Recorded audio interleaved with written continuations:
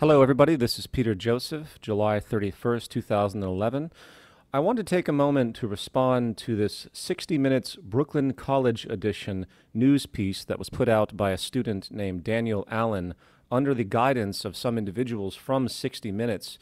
And I really enjoyed this piece, I have to be honest, because it really does represent the kind of expectation we should have when any major media, meaning Western dominant media, will attempt to talk about Zeitgeist and the Zeitgeist movement. The very first thing to point out is the explicit non-separation of the Zeitgeist film series from the Zeitgeist movement itself. And the fun thing is that the author of the work actually knows the difference, but chose to take the more commercial route, meaning the more mainstream avenue, which utilizes sensationalism to capture its audience. Let's remember that 60 Minutes, Fox News, these are entertainment venues, and they also have an agenda to push with a very fundamental association to society, traditional culture. And as this piece went on, I was amazed how it contradicted itself in a certain strategy, so it would enable itself to take both my movie and analyze it, and also the movement and analyze it, while unfortunately still meshing the two together, confusing the audience most thoroughly. I also wanted to take this opportunity to quickly address a lot of the common assumptions of this work, which I usually don't have time to address because of how minor they really are in my mind.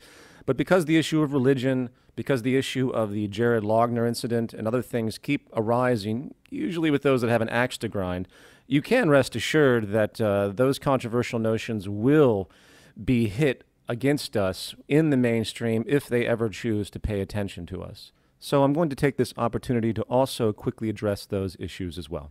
Let's begin. Zeitgeist. It's a word you may have heard before. Its origins are German, and if you've ever used it in a sentence, you know it refers to the spirit of the age.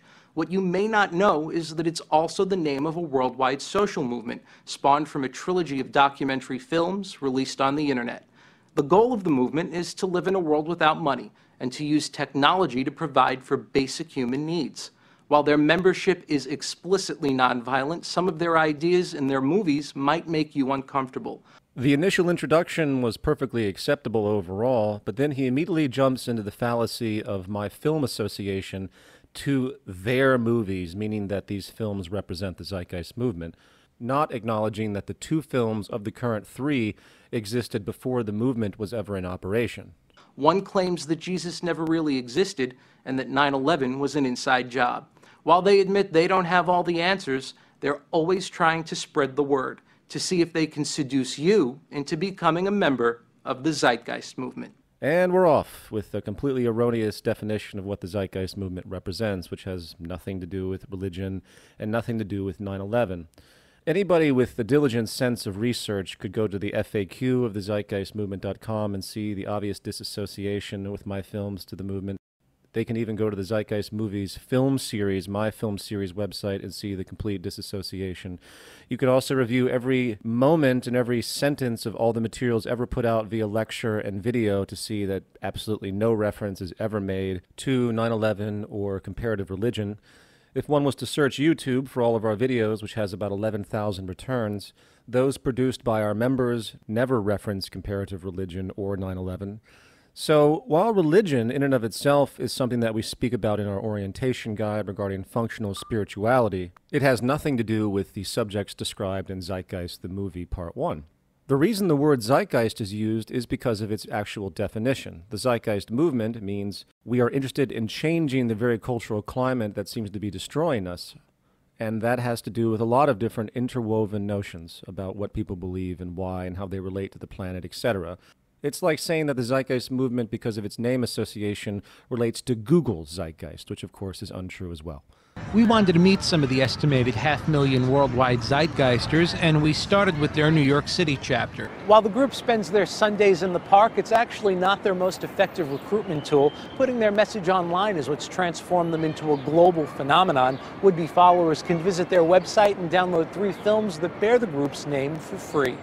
And it is here where the editorial officially divides as it begins a full treatment on my first film, which again has nothing to do with the Zeitgeist movement. My film was produced in mid-2007, and the movement, of course, didn't materialize until very late 2008 and early 2009 after the release of Zeitgeist Addendum. The films are the work of Peter Joseph. The musician and filmmaker debuted a performance art piece in Brooklyn in 2007. Some of the video projections that played behind him form the basis of the first film, a self-financed documentary he called Zeitgeist the Movie. He was not available to speak with us in person, but in this 2010 interview, he details the movement's earliest days. He details the movement's earliest days. It's very interesting, again, how the lines are crossed and blurred. The movement was an experimental concept after Zeitgeist Addendum, which is talked about, but anyone watching this would assume that Zeitgeist the movie had an intent for such a thing. Not in a million years when I produced that production did I ever think or even want to begin any type of social reaction to what was happening in the world based on what was displayed in Zeitgeist the movie. In fact, it wasn't even supposed to be a movie. It was just a rather cathartic expression of myself, which I expected to go nowhere. What happened completely blew my mind. According to Joseph, popularity of the movie grew far quicker than he anticipated, and it's not hard to see why. The film is based on three very provocative claims. The first is that Jesus Christ never really existed. And then begins a rather long exposition of the first film. The final claim put forward in the movie is that the root of all evil in the world is money. Actually, no. Zeitgeist the movie Part 3 had nothing to do with the inherent problems with the monetary system as the, quote, root of all evil.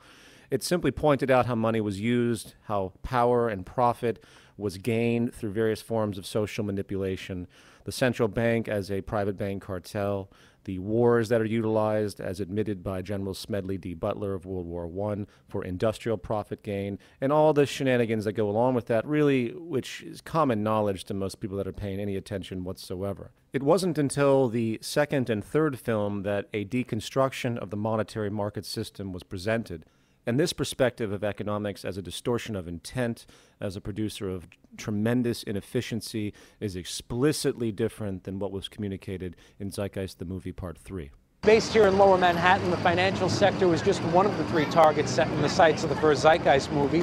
Since its release, it's caused quite a stir, with several websites springing up in an attempt to debunk the film, which has proved to be no easy task. However, one academic expert who knows her way around conspiracy theories says the Zeitgeist movie may be nothing more than a little bit of bull.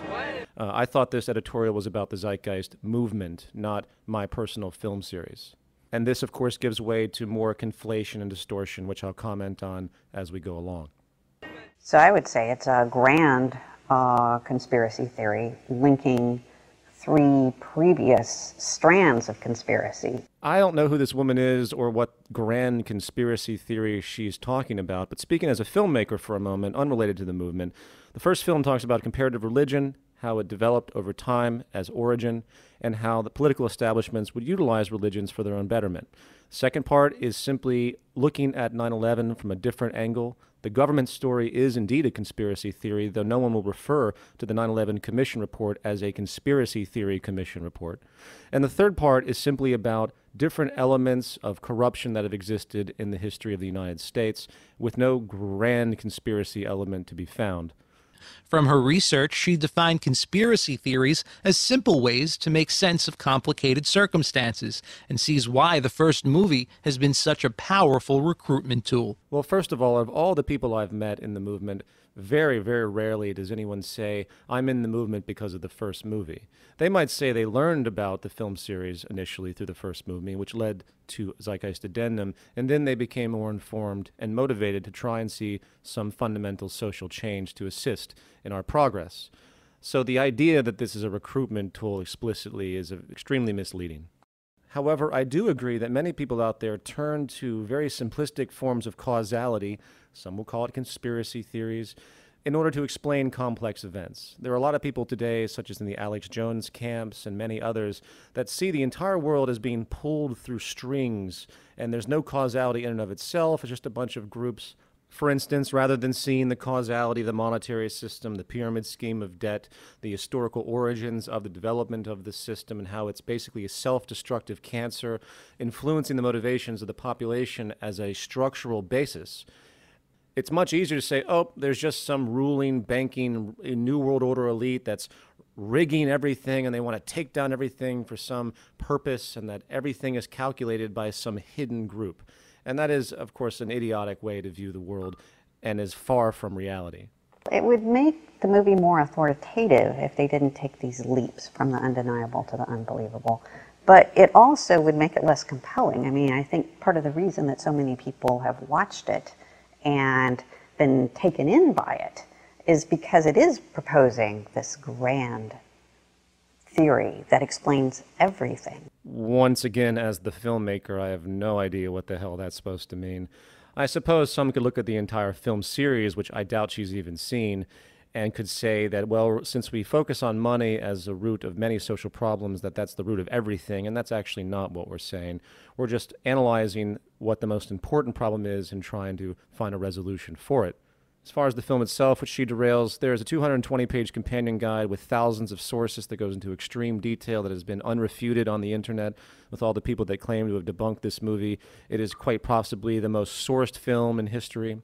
And with all due respect, I don't have time to engage the naysayers anymore because it's so exhausting and there's so many of them, and the religious right or these super jingoistic patriots. But if I had the opportunity, I could debate anybody into a fetal position on these issues. I'm that confident in the integrity of Zeitgeist, the movie.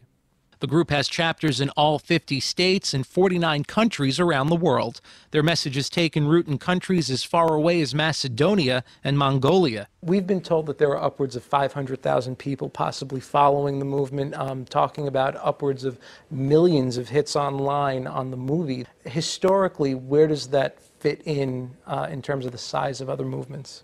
Well, if that's true, then it is definitely the largest movement in history. I'm not sure, though, that it's true.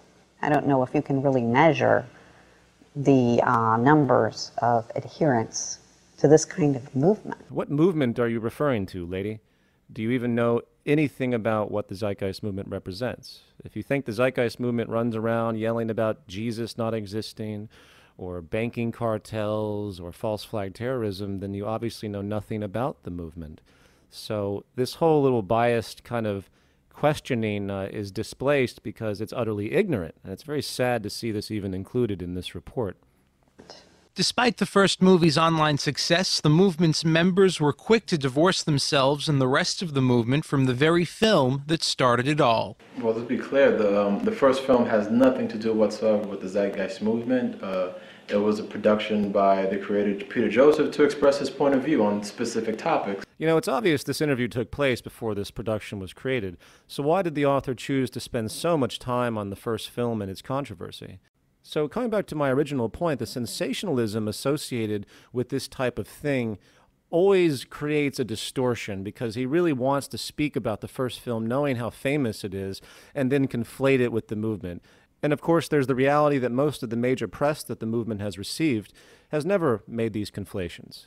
The Huffington Post and New York Times reviews of Z-Day, our annual event to promote the Zeitgeist movement and its ideas, the Russia Today interviews and expositions they did on the movement and myself, along with many, many other reports, none of them take this time to conflate the two issues because anyone who takes, again, a moment to research it sees the obvious difference.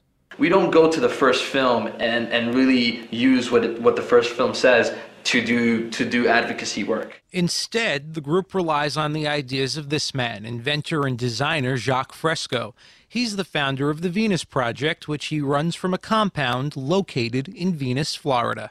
Even though Fresco parted ways with the movement in April 2011, his idea of a resource-based economy was the focus of Peter Joseph's second film, Zeitgeist Addendum. Members of the movement say this was the key film that gave rise to the Zeitgeist movement. And finally, a linear causality is honestly denoted with respect to the introduction of Zeitgeist Addendum and Jacques Fresco to the world. The Venus Project proposes that technocrats using supercomputers, not politicians or religious leaders, would be in charge of controlling resources. Whoa, whoa, whoa. I'm not quite sure where to begin correcting that statement on behalf of the Venus Project.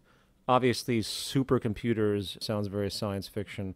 The application of technology to social management is what the Venus Project advocates in part, and is also what the Zeitgeist movement, even though we're not specific to the Venus Project anymore, the train of thought is still there about what we're doing, how evolution has worked, what we've learned, and how we can apply what we've learned, and what we see is the monetary system as a barrier. Also, the term technocrats has a very limited historical definition because of the organization technocracy, which isn't exactly the same, and this poses another layer of confusion. Thinking about a scientific approach to feed and clothe everyone on the planet is a very logical concept, and it isn't related to technocracy explicitly, even though there might be some overlap. Another viewer attracted to an alternative to the monetary system was Jared Loughner, the young man who shot Arizona Congresswoman Gabrielle Giffords. According to high school friends, Loughner became obsessed with the film. I really think that this Zeitgeist documentary had a profound impact upon Jared Loughner's mindset. The first thing to point out is that this individual being questioned is admitted to have not seen Jared in 2 years prior. Eventually, Jared's bizarre behavior drove Osler away. That was 2 years ago. Yet ABC pretends like Jared was watching my movie and then grabbed his gun and ran outside and did what he did. Instead, he points to this online documentary series called Zeitgeist as the gas on Loughner's fire. Now, given the admitted time lapse here, Zeitgeist Addendum, which actually introduced the concept of an alternative to the monetary system, didn't occur until its premiere in October of 2008, with the movement not taking hold until many months later in early 2009. So this conflation with the entire film series and eventually the movement is erroneous, making this statement false. Another viewer attracted to an alternative to the monetary system was Jared Loughner. Zeitgeist the movie once again had nothing to do with an alternative to the monetary system. Not to mention this conflation with the movement in this sentence from ABC. It's a documentary movement that rails on currency-based economics. What the hell is a documentary movement? Not to mention that the first film that they're showing clips of really doesn't rail, once again, on currency-based economics. So you can see this interest to conflate and combine, and I feel on a certain part of the editorialists at ABC, this was deliberate because of their bias against the film series and eventually their bias against the movement. And I found it quite interesting that this came out just 2 weeks before the release of Zeitgeist Moving Forward.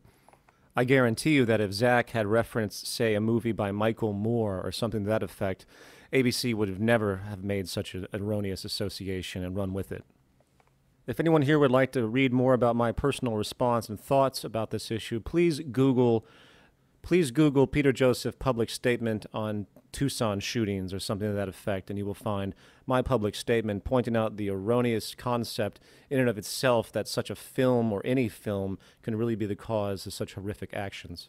And what might surprise you, Lorenzo Segarra is Mr. Kill Money. He's told us he's worked for New York Life Insurance, insurance giant AIG, and Capital One Bank. Now, I did very much like how Dr. Kill Money, as he's called, was shown in sort of a dark light at the beginning of this editorial, and then as a positive and intelligent individual he is at the end. And the rest of the program actually is very positive and supportive. So I'm going to end this analysis now, but I want to conclude by saying that if the mainstream media does take hold, meaning the Western dominant powers, this is exactly the kind of rhetoric you can expect in a much less positive light, of course. They will hold on to the first film. They will hold on to Jared Loughner. They will hold on to anything they can find as an erroneous yet prima facie association to avoid the actual arguments that the movement presents, which is a failing social system and the need to do something different. So in conclusion, I want to thank Daniel Allen for taking the energy to do this from Brooklyn College and enabling really a tremendously good thought exercise and really a prophetic view of what we can expect, once again, from the mainstream media. A worldwide community based on one simple idea. We all need to kill money before money kills us.